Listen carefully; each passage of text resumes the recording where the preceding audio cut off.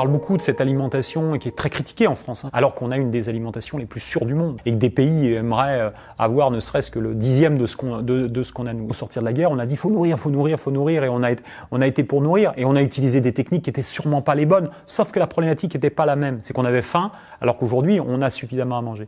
Il y a aussi toute cette transition aujourd'hui environnementale qui est en cours.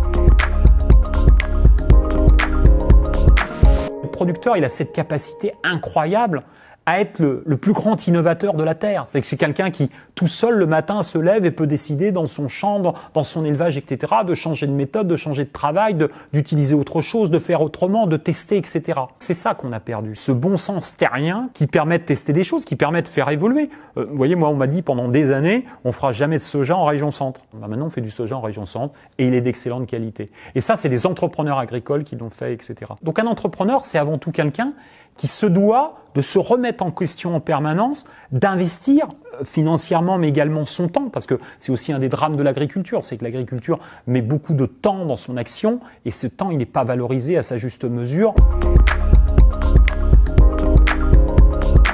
Les producteurs aujourd'hui, ils manquent de 3 choses. D'un prix rémunérateur, ils manquent d'une reconnaissance et puis ils manquent d'un cap.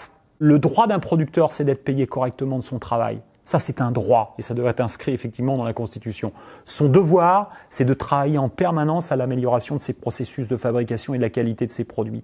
Et donc, nous, on est là. On va aider, on va participer, on va mettre des moyens, on va contribuer en fait finalement à ça. On a trop tendance à dire l'alimentation, c'est que l'agriculture. Non, c'est l'ensemble de la chaîne qui fait qu'on va être capable de desservir aux consommateurs l'alimentation effectivement qu'ils souhaitent. Et tout ça, c'est en évolution. On doit être des catalyseurs. Je travaille avec certains pays comme le Bénin sur les mangues, l'ananas au Costa Rica, au Brésil, on est sur l'orange.